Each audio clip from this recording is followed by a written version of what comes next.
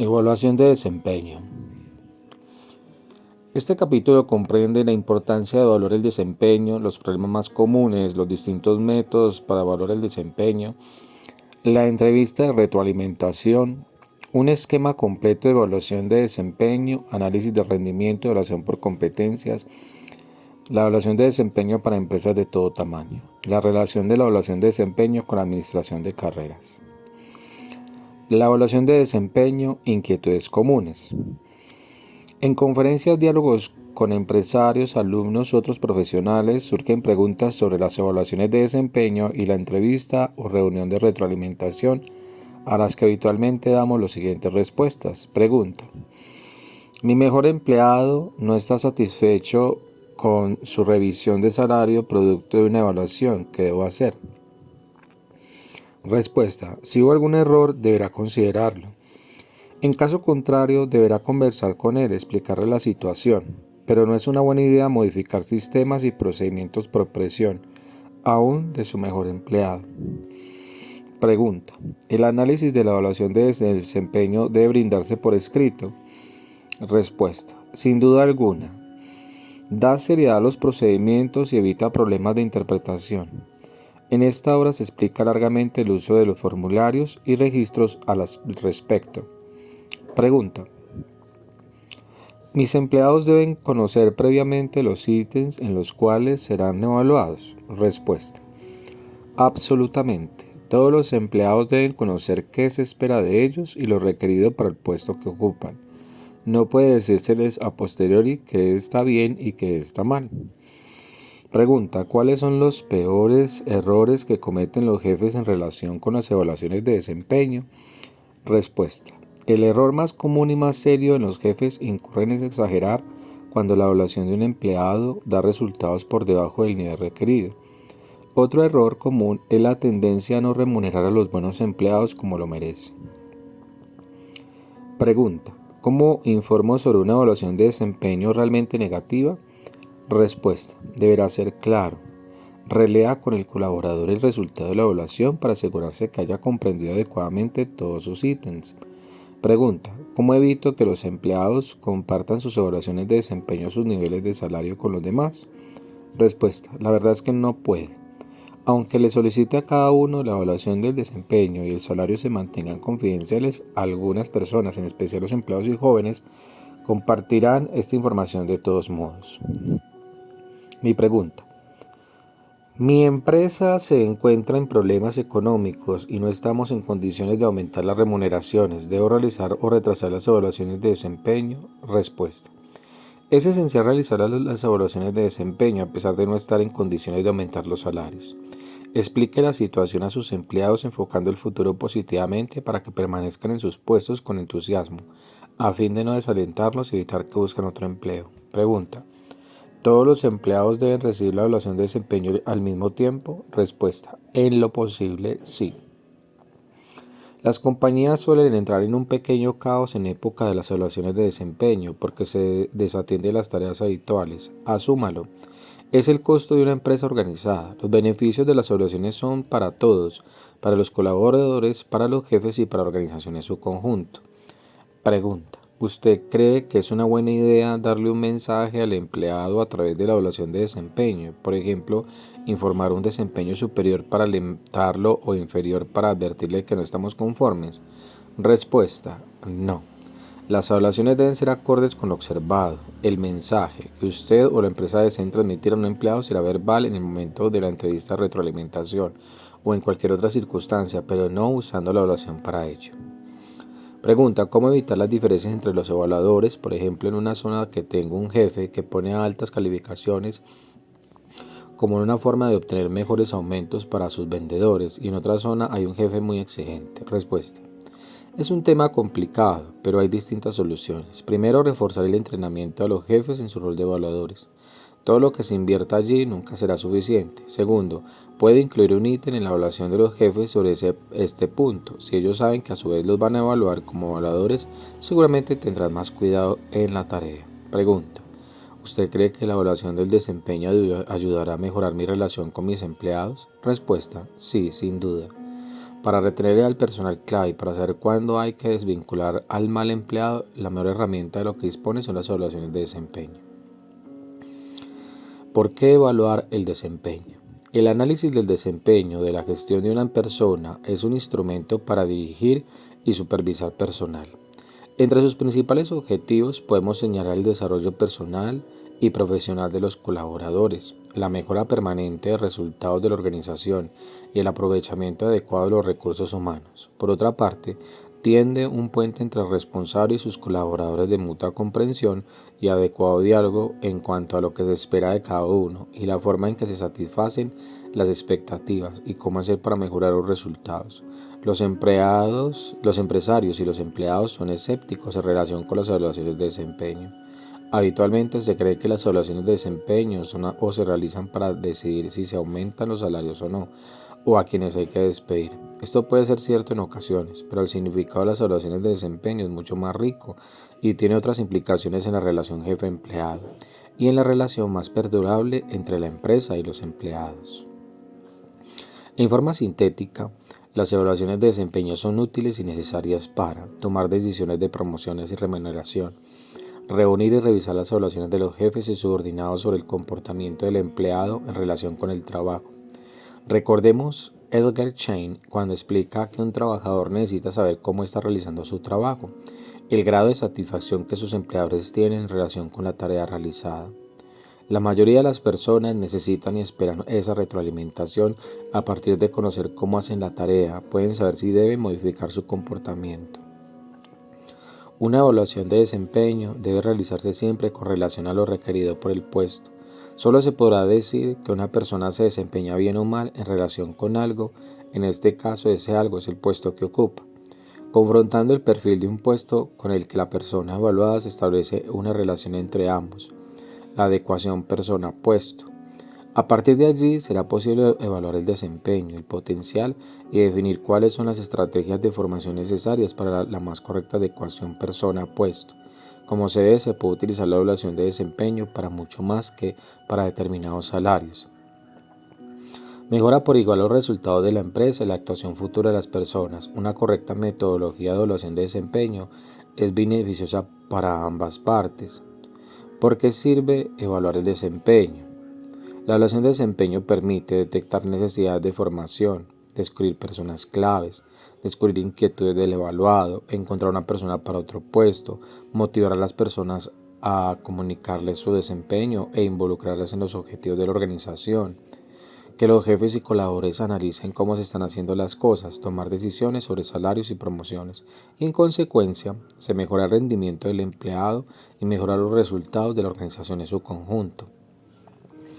Beneficios y problemas más comunes. Los problemas más comunes en la evaluación de desempeño son carencia de normas, criterios subjetivos o poco realistas, falta de acuerdo entre el evaluado y el evaluador, errores del evaluador, mala retroalimentación, comunicaciones negativas.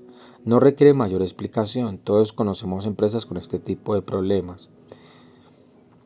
Para evitar estos problemas, utilizar una adecuada herramienta de evaluación que constará de un formulario y un instructivo.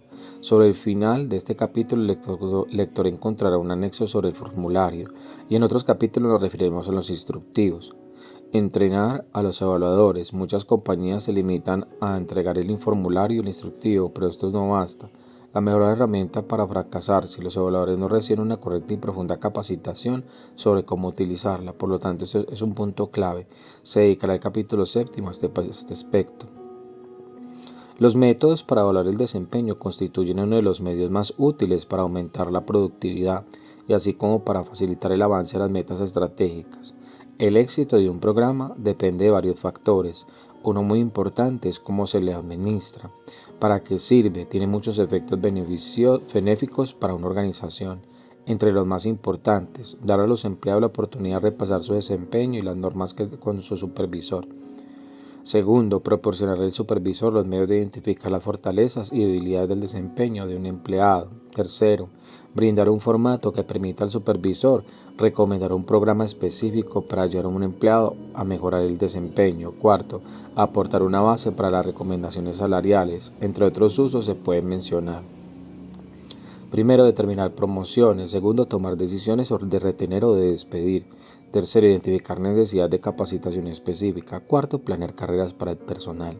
Si bien su uso más conocido extendido estará en la relación con aspectos salariales y o de promoción o despido, creemos que existe otro aspecto tan importante como estos, no siempre reconocido o presente tanto en evaluados como en evaluadores.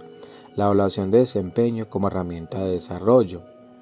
Desde el punto de vista individual, la evaluación brinda la retroalimentación esencial para analizar las fortalezas y debilidades, así como para mejorar el desempeño. Los programas fallan por diferentes motivos, entre ellos cuando los evaluadores no se toman en serio los programas. Esto se soluciona con formación, pero en ocasiones fallan por la presencia de jefes, evaluadores deshonestos o no sinceros durante la evaluación. La evaluación de 360 grados, donde intervienen varios evaluadores, incluyendo clientes y otras personas relacionadas, es una herramienta formidable para el desarrollo de las personas. Dedicaremos parte de esta obra a esta evaluación en particular y a un derivado de la misma, la evaluación de 180 grados. Métodos de evaluación de desempeño. Muchos autores hacen referencia a los distintos métodos de evaluación de desempeño. Esta obra tiene como propósito específico referirse a la evaluación de desempeño por competencias. No obstante, se hará una pequeña referencia a los distintos métodos para que el lector tenga un panorama más completo sobre la temática. Los métodos de evaluación de desempeño se clasifican de acuerdo con aquellos que miden características, comportamientos o resultados. Los basados en características son los más usados, si bien no son los más objetivos. Los basados en comportamientos o competencias brindan a los empleados información más orientada a la acción, por lo cual son los mejores para el desarrollo de las personas. El enfoque con base en resultados es también muy popular, ya que se focaliza en las contribuciones mensurables que los empleados realizan en la organización. El formario que está al final del capítulo combina resultados y comportamientos o competencias. Métodos basados en características. Su diseño está pensado para mirar hasta qué punto un empleado posee ciertas características como confiabilidad, creatividad, iniciativa o liderazgo, que esa compañía considera importantes para el presente o para el futuro. Son populares porque son sencillos o fáciles de administrar. Si el listado de características no está diseñado en relación con el puesto, el resultado estará alejado de la realidad y puede dar una opinión subjetiva. Escalas gráficas de calificación. Cada característica para evaluar se representa mediante una escala en la que el evaluador indica hasta qué grado el empleado posee esas características. Método de escalas mixtas. El método de escalas mixtas es una modificación del método de escala básica. En lugar de evaluar las características con una escala, se le dan al evaluador 3 descripciones específicas de cada característica: superior, promedio e inferior. Método de distribución forzada. El método de distribución forzada exige que el evaluador elija entre varias declaraciones, a menudo puestas en forma de pares, que parecen igualmente favorables y desfavorables. De todos modos, es algo en desuso. Método de formas narrativas. El método de forma narrativa requiere que el evaluador prepare un ensayo que describa al empleado que evalúa con la mayor precisión posible. Presenta una excelente oportunidad para que el jefe exprese su opinión sobre un empleado. Tiene, sin embargo, muchos problemas. Es subjetivo y no siempre los evaluadores cuentan con un buen estilo de escritura. En otras palabras, los buenos escritores brindan evaluaciones más favorables de sus empleados que aquellos con menor capacidad literaria. En síntesis, las evaluaciones de desempeño por características tienden a ser vagas y subjetivas. Una forma de eliminar la subjetividad es, en una evaluación de desempeño por características, darles a estas una descripción del comportamiento o a lo largo de la escala. En ese momento, la evaluación de desempeño por características cambia de nombre, pasando a ser una evaluación de desempeño por comportamiento. Métodos basados en el comportamiento. Los métodos basados en el comportamiento permiten al evaluador identificar de inmediato el punto en que cierto empleado se aleja de la escala. Estos métodos se desarrollan para describir de manera específica qué acciones deberían o no deberían exhibirse en el puesto. Por lo general, su máxima utilidad consiste en proporcionar a los empleados una retroalimentación de desarrollo. Nos referiremos nuevamente a este tema en los capítulos 2 y 3 y otros subsiguientes. Método de incidente crítico. Se relaciona con el comportamiento del evaluado cuando éste origina un éxito o un fracaso poco usual en alguna parte del trabajo. Una de las ventajas de este método es que abarca todo el periodo evaluado y de este modo se pueden facilitar el desarrollo y la autoevaluación por parte del empleado. Ahora bien, si no se consideran tanto aspectos favorables como desfavorables, la evaluación puede ser incorrecta. Incidente crítico. Suceso poco usual que denota mejor o peor desempeño del empleado en alguna parte del trabajo. Escala fundamentada para la medición del comportamiento. En un enfoque de evaluación de comportamiento que consiste en una serie de escalas verticales, una para cada dimensión importante del desempeño laboral. Esta escala requiere mucho tiempo y esfuerzo para su desarrollo, ya que debería hacerse una por cada puesto. Escala de observación de comportamiento. Enfoque de evaluación que mide la frecuencia observada en un comportamiento. La escala deberá ser diseñada para medir la frecuencia con que se observa cada uno de los comportamientos. De este modo es fácil informar al evaluado sobre su evaluación. Métodos basados en resultados. Los métodos basados en resultados, como su nombre lo indica, evalúan los logros de los empleados, los resultados que obtienen en su trabajo. Sus defensores afirman que son más objetivos que otros métodos y otorgan más autoridad a los empleados. La observación de resultados como cifras de ventas o producción supone menos subjetividad, por lo cual quizá esté menos abierta al sesgo o a la opinión subjetiva, o sea, a favor o en contra de los evaluadores. Mediciones de productividad. Ejemplos clásicos. Vendedores evaluados según el volumen de ventas o los trabajadores de producción sobre la base de unidades producidas. A los altos ejecutivos respecto a las de la rentabilidad. De este modo fácilmente se puede alinear a los empleados con los objetivos organizacionales, pero también tienen problemas. Las evaluaciones por resultados pueden contaminarse por factores externos, escasez de una materia prima o recesión en un mercado determinado, asignación de una zona mala, sobre los cuales los empleados no tienen influencia. Si solo se mide resultados, sería injusto culpar a los empleados por estos motivos. Además, pueden influir a los empleados a acciones sobre el resultado a corto plazo, lo cual no siempre coincide con los objetivos empresariales. A su vez, pueden generar actitudes sectoriales dentro de una empresa. La administración por objetivos. Filosofía administrativa que califica el desempeño sobre la base del cumplimiento de metas fijadas mediante acuerdo entre el trabajador y la empresa presentada por su jefe o director del área responsable. Es una filosofía ejecutiva propuesta por Peter Drucker en 1954, según la cual los empleados fijan objetivos mediante la consulta con sus superiores, luego se utilizan estos objetivos para la evaluación de desempeño. La administración por objetivos es un sistema que conforma un ciclo, comienza por el establecimiento de metas y objetivos comunes de la organización y termina volviendo al mismo punto. El sistema actúa como un proceso de establecimiento de metas en el que se establecen los objetivos para la organización, para los departamentos o gerencias, para los gerentes y para los empleados. En síntesis, cada empleado tiene una meta específica, fijada por él mismo, pero dentro de un esquema general preparado, supervisado por su jefe o por el jefe del jefe, según corresponda. La descripción de la meta se acompaña de una descripción detallada de cómo hará ese empleado para alcanzarla. Luego el periodo evaluado, generalmente un año, el empleado hace su propia autoevaluación sobre lograrlo.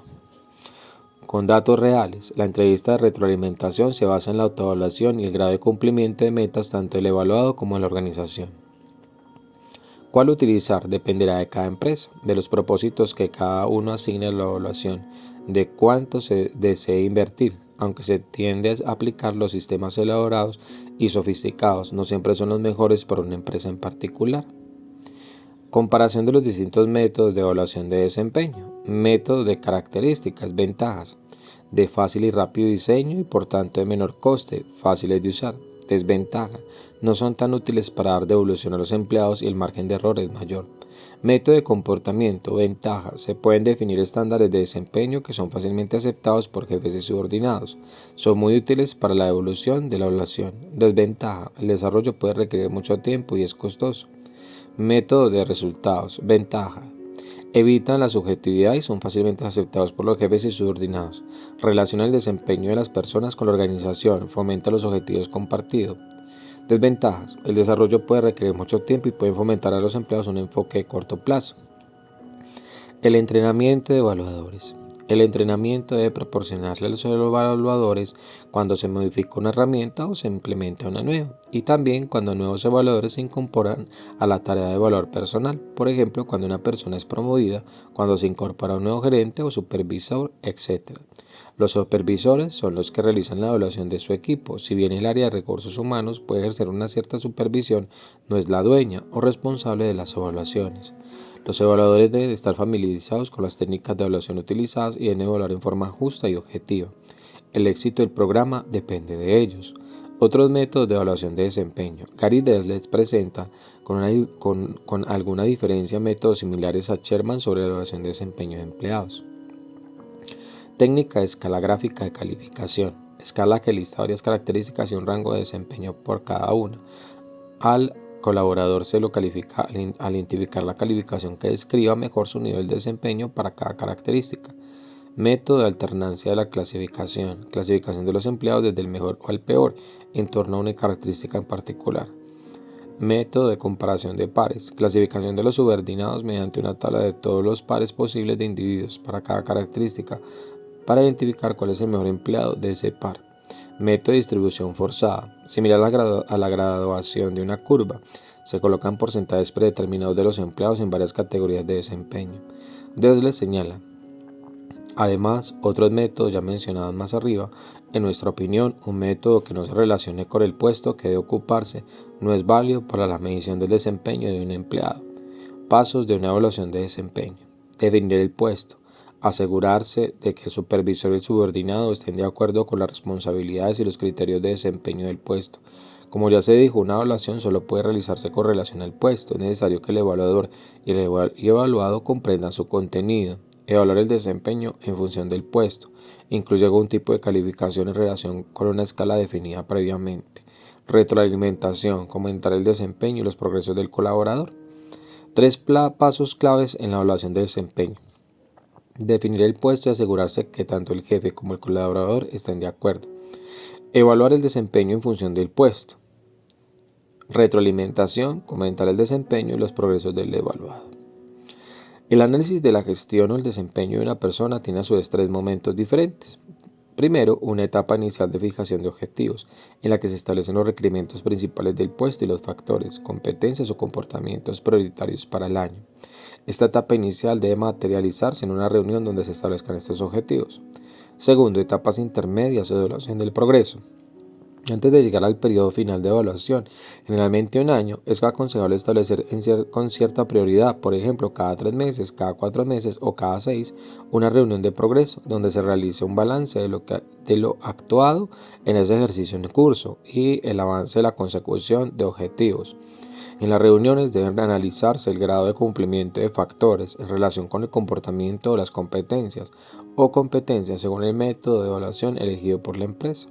Tercero, al final del periodo, reunión final de retroalimentación de los resultados.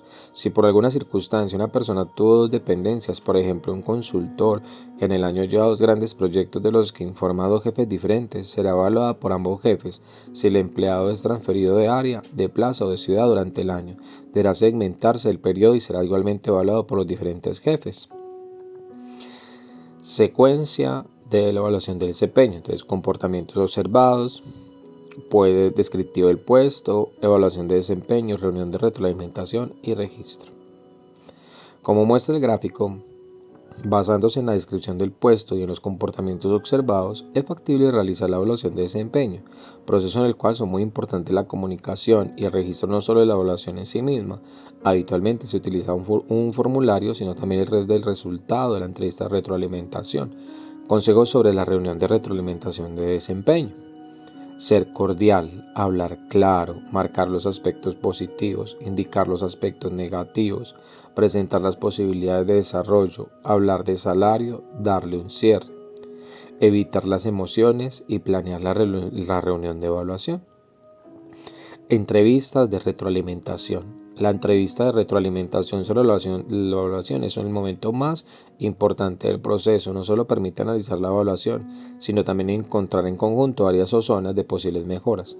Asimismo, mejora la comunicación entre jefes y empleados, permitiendo o encontrando un momento de reflexión y de oportunidad de expresión. Los autores hacen referencia a 3 tipos de entrevistas de evaluación: decir y convencer, decir y escuchar, solución de problemas. ¿Cómo realizar la entrevista de retroalimentación? Pasos sugeridos: solicitar una autoevaluación, invitar a la participación, demostrar el aprecio, minimizar la crítica, intentar cambiar comportamientos, enfocarse en la solución de problemas, apoyar, establecer metas, dar seguimiento de forma cotidiana. Mejoramiento del desempeño. La entrevista de evaluación debe brindar pautas para el mejoramiento del desempeño y para elaborar planes con ese fin. Muchas veces los que tienen un desempeño ineficiente no comprenden exactamente qué se espera de ellos. Aclarar este punto especificando áreas de acción y responsabilidades mejora el desempeño. Se debe identificar el origen, causa del desempeño ineficaz o insuficiente y luego trazar un plan de acción. Desempeño por competencias. Entonces tenemos pasos de la reunión de retroalimentación. Saludo cálido que distenda el inicio de la reunión. Resumen. Asegúrese de que el curador comprenda la forma en que fue evaluado, puntos fuertes y a continuación los débiles. Darle oportunidad al colaborador para que exprese sus sentimientos. Salario. Anuncie el nuevo salario y la fecha en que será efectivo si mereció un aumento. Cierre con una frase positiva, excepto en el desempeño sea malo. Cuando las evaluaciones de desempeño no son satisfactorias, cuando el resultado no es favorable y el evaluado fue un buen empleado durante mucho tiempo con evaluaciones positivas anteriores, o en el caso de personas que están pasando un mal momento personal, en suma, para situaciones especiales, se puede implementar un programa especial de mejora del rendimiento. Para lograrlo, tiene que comprar la idea. En primer lugar, el supervisor del empleado en cuestión y en segundo lugar, el empleado mismo. Luego es importante acotar los tiempos, es decir, el programar debe tener un plazo definido, por ejemplo 6 meses. Un plan de mejora del rendimiento debe incluir instrucciones y orientaciones verbales, comentarios y sugerencias frecuentes, conversaciones formales e informales, informes de evaluación de rendimiento, entrenamiento, advertencias verbales y por escrito. Para una correcta puesta en marcha debe prepararse un plan de acción con fecha de inicio, fechas de revisiones parciales y firmas de la persona involucrada, su supervisor inmediato y el responsable del área. ¿Cómo confeccionar un plan de acción? Analizar el tipo de problemas y las posibles causas que hayan dado origen a la situación. Pensar medidas realistas que podrían ayudar a rectificar el problema. Posibles ideas. Necesita entrenamiento en que necesita repasar la descripción del puesto, tiene dudas sobre las políticas o los procedimientos. Si una empresa trabaja con esquemas de mentoring, la persona que asuma el rol de mentor puede ser la indicada para aconsejar a la que está transitando por un programa de mejora del rendimiento. ¿Qué sucede si el empleado no mejora su rendimiento de acuerdo con lo esperado? Posibles instancias: realineamiento de carrera ofreciéndole otra posición acorde con su nuevo estándar de rendimiento, reingreso del programa de mejora del rendimiento con nuevos plazos y objetivos, desvinculación. Un esquema completo de evaluación de desempeño. En la ya mencionada obra Dirección Estratégica de Recursos Humanos, se presenta un esquema de evaluación de desempeño. A partir de este esquema y con algunas modificaciones se presenta a continuación nuestra propuesta integrada de evaluación de desempeño, combinando evaluación por resultados con evaluación por comportamiento o competencias. La evaluación en consecuencia sigue en dos partes: análisis de rendimiento, objetivos y análisis de desempeño en función de competencias, considerando los comportamientos y su frecuencia, conceptos que a lo largo de esta obra serán debidamente explicados en relación con el puesto ocupado por la persona a evaluar. Análisis de rendimiento, evaluación por objetivos. Gómez Mejía y colaboradores se refieren a la evaluación de rendimiento para determinar el rendimiento y se requiere un sistema de medición basado en el análisis del puesto de trabajo. Por lo tanto, el sistema de evaluación deberá centrarse en actividades que afecten el éxito de la empresa y no en características que tengan que ver con el rendimiento, como por ejemplo la raza, la edad o el sexo. Asimismo, hace referencia a la gestión de rendimiento. Para lograrlo, las evaluaciones deberán ser algo más que una actividad que mira al pasado y que se felicita o reprueba a los trabajadores por su trabajo durante el periodo anterior. Con este propósito, la evaluación debe orientarse al futuro, hacia lo que los trabajadores pueden hacer para desarrollar su máximo potencial en la empresa. Esto requiere que los directores proporcionen una retroalimentación a los trabajadores con el fin de que estos alcancen niveles más altos de rendimiento. En párrafos anteriores nos referimos a la necesidad de fijar los objetivos al inicio del periodo de evaluación. El análisis de rendimiento se realizará sobre la base de esos objetivos. A su vez, estos objetivos deben de ser mensurados o ponderados de algún modo, idealmente con valores que sumen 10 o 100 para su rápida visualización. Los objetivos ponderados serán evaluados en relación con el grado de consecución, por ejemplo, de una escala del 1 al 5. Primero, supera ampliamente el objetivo; segundo, supera el objetivo; tercero, alcanzó el objetivo; 4, estuvo cerca de alcanzar el objetivo; y 5, no alcanzó el objetivo. Entonces vamos a tener una tabla donde dar los objetivos de gestión, la ponderación, el nivel de consecución del 1 al 5 y si existen comentarios. Para la fijación de los objetivos hay que tener en cuenta que los mismos deben de ser estratégicos. Según se vio en la introducción de esta obra, los objetivos individuales deben encontrarse entre los objetivos estratégicos de la organización, ser parte de ellos. Específicos, describir muy claramente cuál es el resultado final del objetivo, medibles, alcanzables. Si bien deben presentar un desafío, deben de ser alcanzables. No hay elemento más desmotivador para un empleado que sentir que lo miden por algo que él de todos modos no puede alcanzar, ni aún esforzándose mucho. Delimitados en el tiempo. Cuando se fijan los objetivos, lo más habitual y recomendable es hacerlo antes del inicio del periodo de evaluar. Es decir, si el año fiscal comienza el 1 de enero, los objetivos del año próximo deberán fijarse durante el mes de diciembre previo. ¿Cómo se fijan los objetivos? Los objetivos deberán ser claramente definidos y el colaborador debe conocer, comprender y aceptar la forma en que estos serán medidos.